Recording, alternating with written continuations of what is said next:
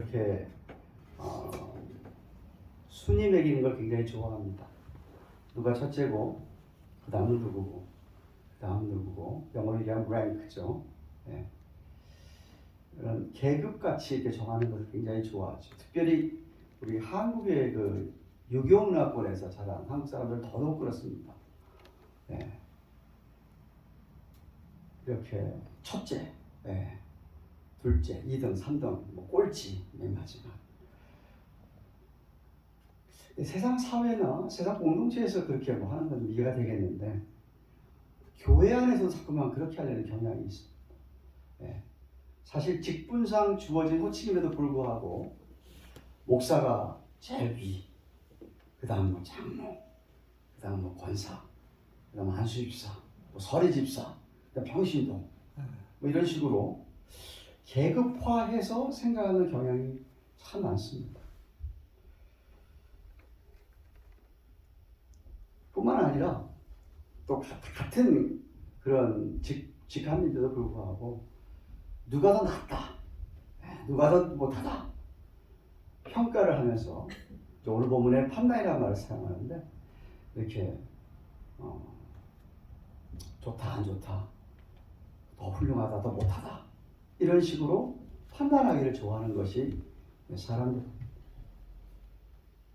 오늘 본문에서 적어도 그리스도께 속한 일꾼이라고 한다면, 주님의 종들이라고 한다면 어떤 사람들에게 판단받고 또 판단하는 것에 대해서 바울이 아주 강하게 금하고 있습니다. 우선 제가 여러분과 함께 성경을 보시면서 1절을 보시면 저와 여러분들이 누구인가라고 하는 정체성에 대해서 처음 1절 상반절의 말씀을 주고 있습니다. 사람이 마땅히 우리를 그리스도의 일꾼이요 라고 합니다. 물론 3장의 문맥상 3장에서 고린도 교회가 문제가 많았지 않습니까? 나는 뭐 아볼로파다, 나는 게바파다, 뭐 난 그리스도파다, 나는 바울파다 이런 식으로 문제가 많았던 그 교회의 그런 것 모습에 대해서 바울이 강하게 꾸짖고 난 다음에 오늘 1절에서 하는 말씀이 바울이든 아볼로든 게바든 할 거 없이 예수를 믿는 사람이라고 한다면, 진짜 믿음 있는 사람이라고 한다면 다 그리스도의 일꾼이다 라고 우리 아이디죠. 아이디, 그 정체성에 대해서 얘기해 주고 있습니다. 여기 헬라의 원어를 살펴보니까 일꾼이라고 하는 말, 부페의 테이스라고 하는 말에 NIV나 ESV 보면 그냥 servant라고 번역이 되어 있는데 더 정확한 번역은 slave라는 뜻입니다. 이 단어가 어디 쓰였느냐 하면요, 그 당시에 전함이나 큰 배의 맨 밑에서 배가 갈 수 있도록 노를 젓는 사람들 있죠. 여러분 배너 같은 무비 보셨죠, 그죠? 그런 사람들에게 쓰인 말이 페레테이스였어요. 그게 노예죠, 노예. 그런 노예가 무슨 권리가 있겠습니까? 아무런 정말 권한이 없고 상사, 그 주인, 노예 주인이 시키는 대로 뭐든지 그냥 예스하고 해야 되는 게 여기 말하는 일꾼. 그런 의미를 갖고 있어, 단어가. 예. 무슨 말입니까? 교회에서, 저 여러분들이 교회에서 부름받아 하나님의 일을 하는 사람들이 다 그리스도의 일꾼, 다시 표현하면 그리스도의 노예라고 하는 사실이 있으면 안 돼요. 노예. 예수님에게 속한 노예예요, 노예. 같은 노예예요. 노예인데 무슨 노예끼리 서로 뭐 거기에 계급 있고 누가 1등이고 누가 2등, 이거 말이 안 되는 거예요. 네. 다 노예라는 사실을 잊으면 안 돼요. 무조건 주님께 복종해야 되는 노예죠. 우리가 교회 찾아오는 분들, 교회 서로 섬기고 봉사하는데 저는 그렇게 생각합니다. 주님을 제대로 섬기지 못한 사람이 어떻게 옆에 있는 교인들 제대로 섬기겠습니까? 주님을 제대로 섬길 수 있어야 되잖아요. 주인 대신 주님에게 내 노예로서의 정말 주님을 잘 섬기는 자라야 내 옆에 있는 사람, 목사님이든 장로님이든 권사님이든 평신도든 누가 오더라도 그분을 잘 섬길 수 있다 이 말입니다. 저를 항상 잊지 말아야 될 것은 내가 누군가, 사도 바울 같은 사람 생각해 보세요. 예수를 직접 만난 사람입니다. 다메섹 가다가 만났잖아요. 부르셨잖아요. 체험했잖아요. 그런 체험했잖아요. 그래 변화받았잖아요. 변화받을 뿐만 아니라 하나님께서 사람 얼마나 크게 쓰셨습니까? 곳곳마다 교회를 개척하고 최초의 선교사로서 성경책도 15 혹은 16권까지 히브리서까지 많이 썼다고 치면 수많은 진짜 성경책도 기록 하나님께 그런 계시를 받은 그런 훌륭한 사도 바울이 3차 전도 여행 때 밀레도에서 에베소의 장로들과 헤어지면서 어떻게 얘기했냐면 나는 그리스도께 잡힌 바 된 노예다. 여태까지 모든 시험을 잘 견디면서 섬겨오는데 어떻게 이야기하고 있냐면 모든 겸손과 눈물로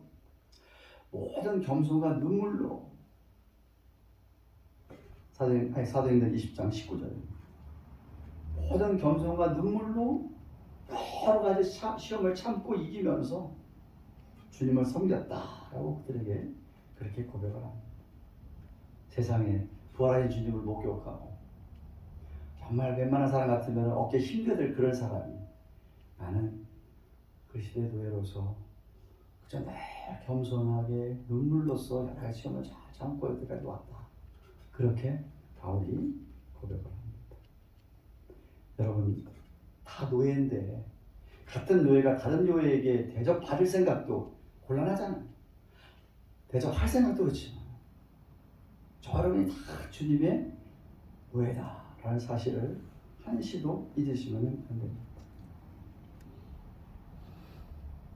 우리가 누구냐를 설명한 후에 1절 하반절에는 우리에게 무슨 잡이 주어졌는지 하반절 얘기하십니다. 자, 그 읽고 한 다음에 하나님의 비밀을 맡은 자로 여겨라. 하나님의 비밀을 맡았다. 그러니까 우리에게 일꾼을 부르신 이유는 하나님의 비밀을 맡기 위해서. 하나님의 비밀, 모스테리라는 얘기는 복음의 신비한 그 구속의 은혜를 입었다 이런 뜻입니다. 모든 죄와 허물로 죽었던 우리를 십자가에 피려 주시는 아들의 그 희생으로 말미암아 구원을 입었을 뿐만 아니라 그분을 부활하게 하시고 승천하게 하시고 그 주님 하나님 오른편에서 우리와 아직도 함께하고 계시면서 영으로 우리를 그렇게 도우시는 그분 그 주님 그러한 비밀 이 신묘막측한 비밀이죠. 더 넓은 의미로는 성경 창세기부터 계시록까지 그 모든 말씀 모든 특별한 계시를 다 통틀어서 얘기하는 것이기도 합니다. 이것을 우리에게 맡겼다라고 얘기합니다. 신약을 살아가는 저와 여러분들 우리는 다 만인 제사장이기 때문에 목사나 전도사나 어떤 직분 이런 훈련받은 사람들 신약을 훈련받은 사람들만 말씀을 전하는 게 아니고 우린 다 전하는 자들입니다. 말씀을 전하는 자들 전해야만 합니다. 예수 믿으세요. 너무 좋습니다. 믿어보세요 좀. 전해야 될 사람들이죠. 그죠? 하나님의 말씀을 맡은 사람이 그런 뜻입니다. 그런데 보면은 맡은 자, 이 맡았다고 하는 히브리 헬라어 원어도 오이코노모스도 디아코노스하고 유사한 단어입니다. 집안을 관리하는 사람이죠. 주인이 맡겨준 것들 모든 소유 그 당시에는 큰 집 주인 같은 경우는 짐승들까지 다 있었지 않습니까? 그걸 맡김을 받은 사람, 맡은 자입니다. 그것을 맡은 자. 정확한 번역은 청지기가 좋습니다. 청지기, 맡은 청지기다. 사도 베드로가 모든 성도들이 하나님의 집에 청지기라고 얘기하면서 베드로서 4장 10절 이렇게 얘기합니다. 각각 베드로서 4장 10절입니다. 각각 은사를 받은 대로 하나님의 강한 은혜를 맡은 하나님 자신 여러분에게 맡겨주신 거예요. 그것이 어떤 은사고 어떤 선물이고 어떤 재능인지 모르지만 하나님 여러분 잠시 맡겨주신 거예요. 그 맡겨주신 것을 가지고 선한 청지같이 내가 맡았으니까 맡은 것을 잘 감당해야 될 거 아니죠. 그래서 그것을 가지고 서로 봉사하라고 말씀했습니다. 뿐만 아니라 바울은 나중에 고린도 전서 후에 잃어버린 편지도 있지만 고린도후서 보면은 고린도후서 4장 1절 2절에 이런 말씀이 있습니다. 우리가 이 직분을 받아 긍휼하심을 입은 대로 낙심하지 아니하고 이에 숨은 부끄러움의 일을 버리고 괴를 가운데 행하지 않는, 저는 개역 한글입니다. 하나님 말씀을 혼잡하게 아니하고 모든 진리를 나타냄으로써 하나님 앞에서 각 사람 양심에 대해 스스로 첨가한다, 추천한다고 얘기해요. 그러니까 다시 말하면 자신이 하나님의 말씀을 혼잡하지 않게 해요. 굉장히 중요한 말입니다. 어떤 때 말씀이 헷갈리게 되죠. 저 사람 예수 믿는 사람이고 분명히 하나님 사랑도 얘기하셨고 뭐 여러 가지 얘기하셨어. 근데 사랑하는 모습을 보니까 달라. 이게 헷갈리게 하는 거죠. 이거 혼잡케 하는 거예요. 네. 물론 목사가 이 말씀 자체를 헷갈리게 하는 프로그램이지만 우리가 살아가면서 여러분 전도해 보셨어요? 어떤 사람이 가장 전도가 힘들죠? 소위 말하는 예수 믿는 사람들한테 당한 사람들입니다. 네? 그 사람이 알고 보니까 뭐 장로였, 그 사람이 권사, 심지어 목사였대. 그럼 나 교회 안 가지.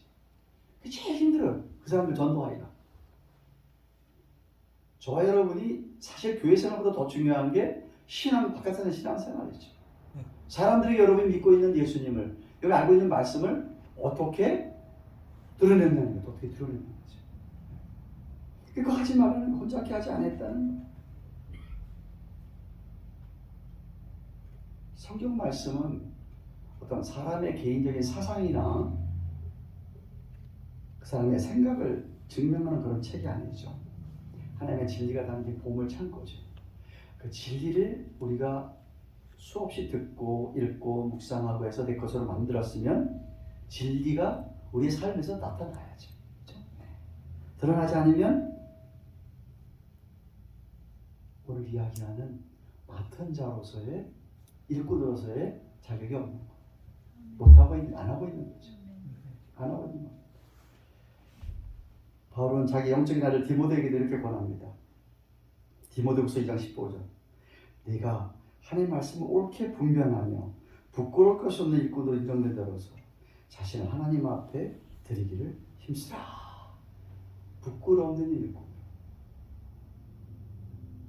정말 똑같은 일꾼이라는 말 썼죠. 나중에 하나님 앞에 섰을 때 부끄러움이 없는 일꾼 드리기를 힘쓰라. 말씀을 잘 분별하고 그 말씀대로 내가 잘 살라고 노력을 하면서. 물론 교회는요, 특별히 이민 교회는 많은 문제들을 갖고 있는 사람들이 교회를 찾아옵니다. 교회 도움을 얻기 위해서 찾아오죠. 사실은 여러 가지 도움을 요청합니다. 그러나 교회가 제일 먼저 해야 될 일이 뭐냐면 그들에게 말씀을 주는, 복음을 주는, 말씀을 가르치는 거예요. 네. 말씀을 제대로 가르치는 것이죠. 네. 말씀을 전하는 것이죠. 말씀을 처음 주고 말씀을 주고 난 다음에 돕는 것이, 돕는 게 먼저 되는 게 프로그램입니다. 그럼 이제 교회가 계속 시끄럽고 어려워져. 도움만 받고 도망가는 사람 한 사람이 아닙니다. 네, 한 사람 아닙니다. 저희 장인어른이 늦게 신학을 하시고 여기서 이민 오셨다가 71년에 이민 오셨다가 은혜를 받으시고 신학을 하겠다 생각하고 한국에 다시 가셔서 충신 가셔서 신학 공부하시고 오셔서 이민 목회 딱 20년을 하셨어요. 우리 장모님이 사모일을 딱 20년 하셨는데 제가 신학교 가겠다고 하시는 말, 신학교 가겠다고 했더니 손을 꼭 잡으면서 그냥 공부만 해서 교수만 되면 안 되냐? 우리 사모님께서 우리 장애 목사님 어떻게 도와드냐면 피자 하셔서 일했어요. 피자 하셔서 일했어요. 그러니까 피자 하셔서 여러분 아시다시피 미국 사람들 남는 거 다 버리잖아요, 그죠? 그러니까 그날 남는 거 이렇게 피자 몇 개씩 이렇게 해가지고요. 그거 가지고 신방 다니면서 교인들한테 그래서 그걸 하셨어요. 그게 아무 소용이 없더라 이거지. 아무 소용이 없더라. 그러니까 교회가 제일 먼저 할 일이 뭐냐? 올바로 말씀을 전하고 아멘. 선포하고 가르치는 것이죠. 아멘. 예. 그러고 돕는 거예요. 예. 그러고 돕는 거죠. 자, 1절에 우리가 누구냐는 정체성을 얘기하셨고요. 그 다음에 잡 디스크립션을 줬어요. 뭐 하는 사람들이냐? 비밀을 맡은 사람들이다. 그 다음에 나오는 2절 말씀이 뭐냐? 그럼 어떻게 맡은 자를 해야 될 것이냐? 여러분 너무나도 잘 아는 2절 구절이죠. 맡은 자들이 구할 것은 뭐라? 충성이더라. 직분 받을 때마다 여러분 이거 맨날 얘기 듣는 거 아니에요, 그죠? 여기 충성이라는 말, 피스토스라는 말을 믿음에서 나왔습니다. 그러니까 정확한 번역이 이런 겁니다. 맡은 자에게 구할 게 뭐냐면 진짜 믿음직스럽다. 이 사람은 정말 믿음직스럽게 일한다. 아멘. 그거 얘기하는 거예요. 그거. 저도 목회를 이제 이미 목회 한 30년 해보면서 느끼는 게 뭐냐면 정말 어떤 사람들은요 뭐 일을 맡겨놓으면 제가 전혀 신경 안 써도 잘해요. 진짜 성실하게 잘해요. 어떤 집사님은 구역을 맡겨놓던 지혜를 맡겨놓던 무슨 일 맡겨놔도 제가 신경 안 써도 다 잘 돼.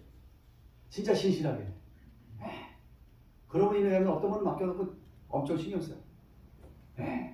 구역 맡겨놓고도 구역들 쫓아내면 어떡하나 신경 써야 돼.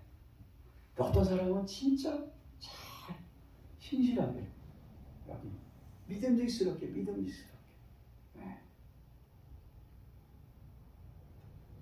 근데 가만 생각해 보세요. 아까 얘기했지 그리스도를 그 노예라고 했잖아요. 노예. 그러면 노예에게 이 충성이라고 하는 것은 당연히 가야 되는 거죠. 그죠? 아니 노예가 충성 안 하면 어떻게 돼요? 주인이 없어버리잖아요. 쏴버리던가 뭐 팔아버리던가 뭐 이거 뭐 쓸데도 없는데 어떻게 해요. 그죠? 그러니까 노예라고 하면은 충성이라고 하는 것은 뗄래야 뗄 수 없는 그 단어 갖고 있는 단어 자체 갖고 있는 게 그거잖아요. 그죠? 그런데 왜 바울이 충성을 얘기했냐 이거예요. 충성하지 않는 사람이 있다 이 말이죠. 하나님의 나라, 하나님의 교회를 위해서 일꾼으로 부름받는데 왜 충성을 안 할까? 전 두 가지라고 생각합니다. 왜 이분이 교회에 충성을 안 할까? 신실하지 못할까? 둘 중에 하나라고 생각합니다. 하나는 교회가 얼마나 소중하고 귀중하고 좋은 곳이고 정말 이게 기가 막힌 그런 이게 교회라는 것을 가치를 모르기 때문에 그분은 충성을 안 합니다. 가치를 안다면 이게 정말 좋은 거라고 이게 정말 소중한 걸 안다면 신실할 거예요. 그죠? 그럼 모르는 거예요. 마치 결혼이 얼마나 소중하고 얼마나 중요한 겁니까?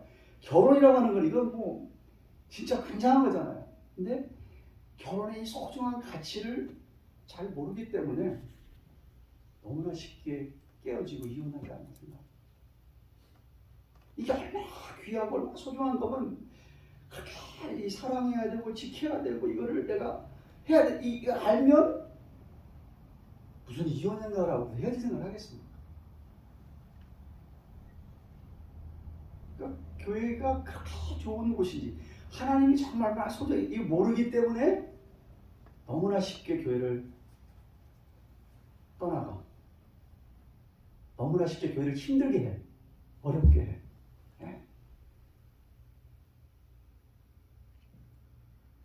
칼빈 선생님, 칼빈이 기독교 강요 제4장 제일 첫 부분 이런 얘기했어요. 하나님을 아버지로 모신 자들에게는 교회는 어머니다. 하나님 정말 아버지냐? 너의 교회는 어머니다라고 표현하셨어요. 영적으로 철이 들면, 영적으로 성숙해지면, 우리 아이들 키우다 보다 아이들도 좀 철이 들면 아버지 어머니가 얼마나 후회한지, 아버지 얼마나 그 사랑을 정말 잘하려고 그러잖아요. 그죠? 잘하려고 그러잖아요. 철 안 들면 몰라.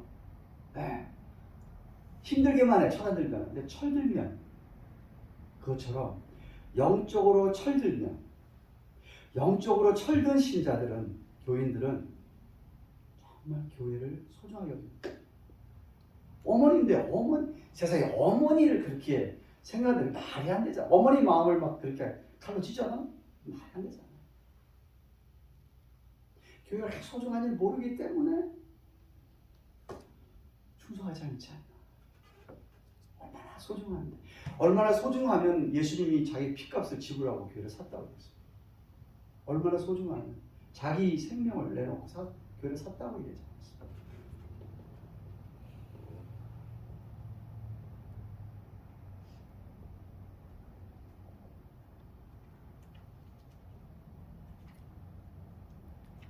정말 소중을 아는 사람은 좀 어려워도 아까 바울처럼 좀 여러 가지 시험이 있고 어려워도 모든 겸손과 눈물로 잘 참아내게 돼 있습니다. 너무 소중하니까. 소중하니까. 진짜 그렇게 신실하게 충성스럽게 하나님 나라를 섬기게 되면 신뢰가 쌓이잖아요. 신뢰가. 그렇죠? 힘들면 신뢰가 쌓이잖아요.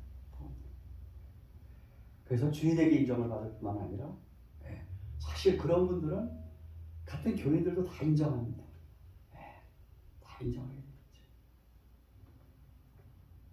여러분은 거기까지 주로 이제 잘 아시는데 오늘 본문은 사실 5절까지가 한 문단입니다. 그리고 그 다음에 있는 말이 너무나 중요한 말이 있습니다. 3절, 4절 보십시오. 제가 서론에 이야기한 판단하는 것에 얘기하십니다. 너희에게나 다른 세 명이나 판단받는 것이 내게는 매우 작은 일이다. 이 말은 아무것도 아니다 이 소리. 나도 판단하지 않아. 자기도 자기를 판단하지 않아.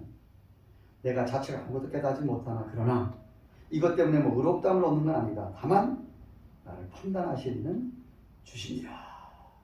바울 자신도 자신이 하는 모든 일에 대해서 판단하지 않는다고 해요. 오해하지 마세요. 이 말이 우리가 일을 해 나가면서 때때로 내가 이런 걸 돌아보고 evaluate 평가하면서 잘못된 거 고치고 수정하고 이거 안 한다는 얘기 아닙니다. 네, 아나크리노라고 하는 헬라의 원어의 뜻은 뭐냐면 심판. 그래서 거기 개역 개정에는 마지막에 심판이라는 말 썼네요. 이 판단이 됐는데 심판하는 거예요. 저지하는 거예요. 네? 그러니까 내가 날 저지하지 않는다. 다른 사람이 날 저지해? 무슨 그 신경 안 쓴다 이거예요. 근데 여러분 솔직히 말해보세요. 여러분 다른 사람이 나 어떻게 생각하는가 신경 하나도 안 쓰십니까? 교회 생활하다 보면은 이거 신경 쓰이잖아요. 그죠? 신경 쓰이기 때문에 얘기하시는 거예요. 쓰지 말라. 다른 사람이 나를 어떻게 볼까 신경 쓰지 말고 판단을 만나고 아니다 라고 지금 바울이 얘기하고 있는 거예요. 자기 스스로도 안 한다.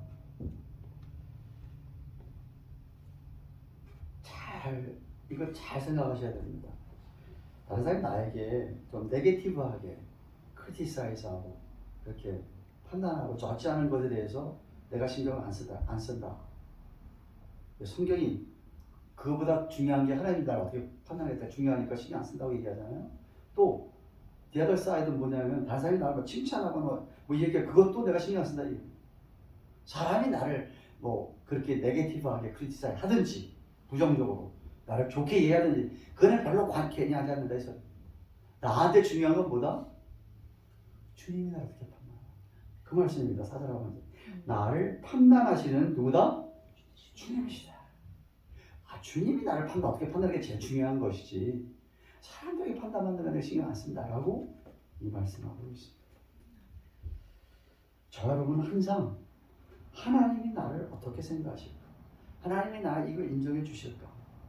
내가 하나님 앞에서 이거 정말 칭찬받을 일일까? 네.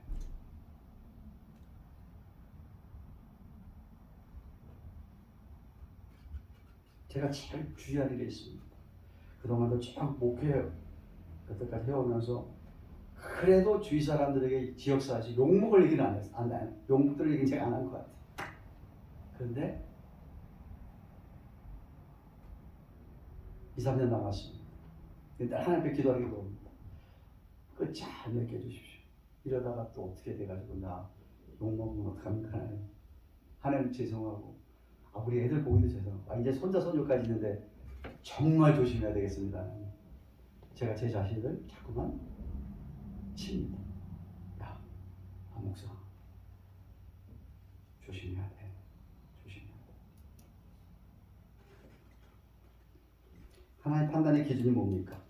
5절 하반절에 나옵니다. 자, 보세요. 다른 사람이 나 판단하는 거 신경 쓰지 말라 그랬습니다. 네.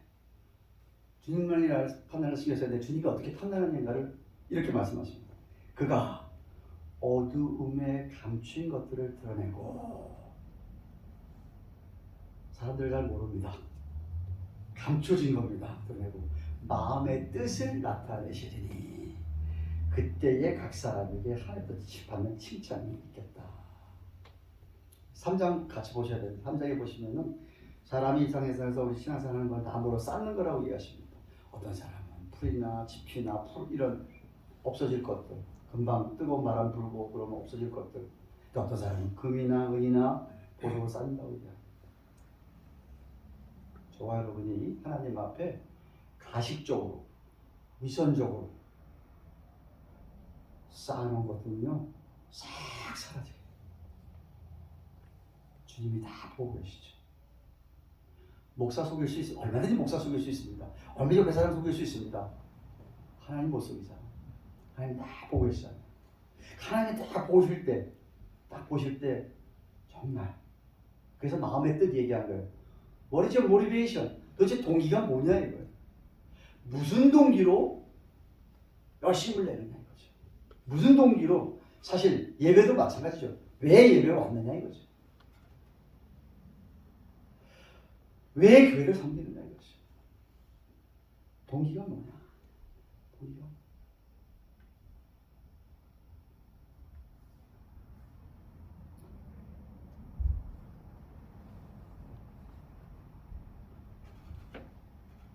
마음의 뜻을 보시는 하나님.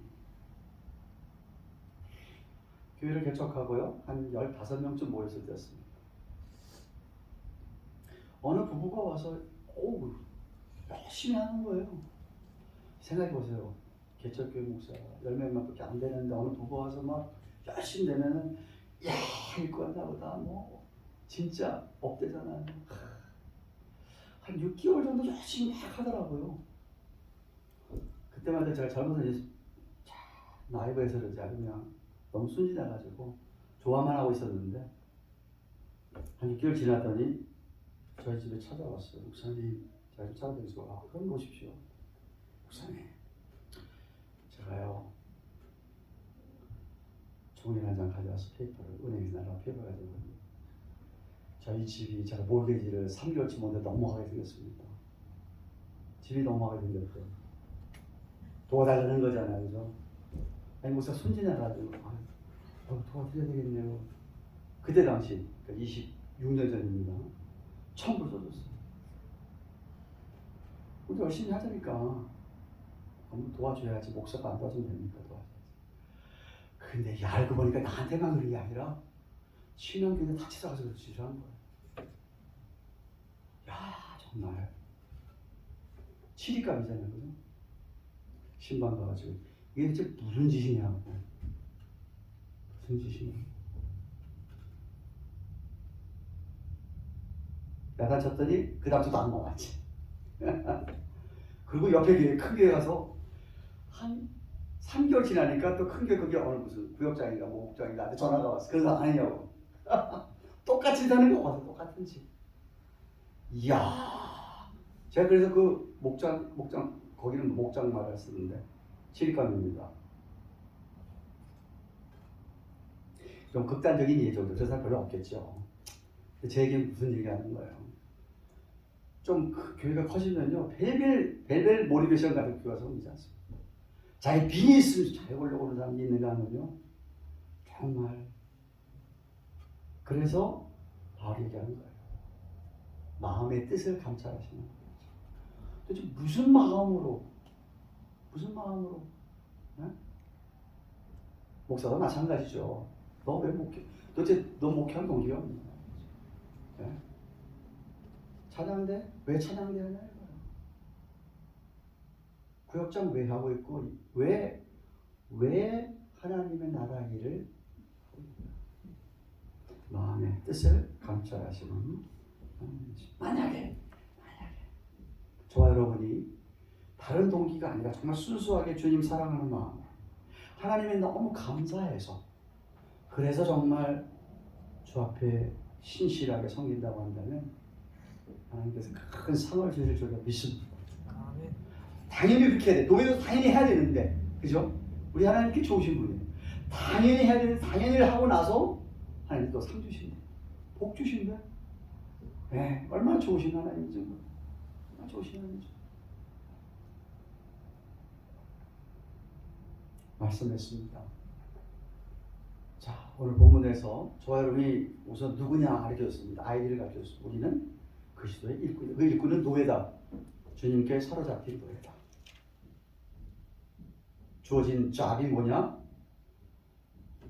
하나님 말씀을 맡았다. 말씀을 맡았다. 말씀대로 사람들이 가서 보여줘야 돼. 말씀을 살아서 보여줘야 돼. 어떻게 그 일을 해야 되느냐? 충성스럽게. 주인이 보고 믿음직스럽게. 야, 정말 너는 트러스워디하다. 정말 너는 믿을만하다. 주님이 정말 신뢰할 수 있게. 그렇게.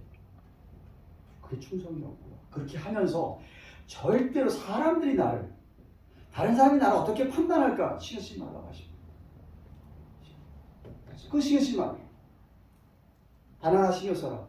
주님이 나를 어떻게 판단할까 신경 써라. 그러면서 살펴봐라. 뭐를? 네 마음, 속마음. 속내가 뭐냐 도대체 너 속내가 뭐냐. 왜 이 일 꼭 해야만 하느냐. 그거 살펴봐라. 그 말씀을 하셨습니다. 우리 하늘금교회 모든 분들, 여러분들 다가 한 사람을 다 그런 일꾼이 되기를 주님의 이름으로 축원합니다. 아멘. 고마우신 하나님 감사합니다. 하나님께서 뜻이 계셔서 귀한 교회, 정말 예수님의 핏값을 지불하시고 사신 교회, 하늘금교회를 세워주시고 주께서 이렇게까지 세워주시고 인도하여 주시니 감사합니다. 지금 연약하지만 하나님 한 분 한 분이 오늘 말씀에서 바울께서 우리에게 간곡히 이야기하는 것처럼 정말 그리스도의 일꾼이다. 나는 주님께 사로잡힌 노예다. 하는 생각으로 우리에게 맡겨준 일은 그저 말씀을 맡는 것입니다. 복음을 말씀대로 살아드리는 그런 정말 이 말씀을 헷갈리게 하지 아니하는 그런 온 교인들이 되어서 하나님 앞에 귀한 잃어버린 영혼들이 저들을 보고 주 앞으로 다가오는 놀라운 은혜가 있게 하여 주시옵소서.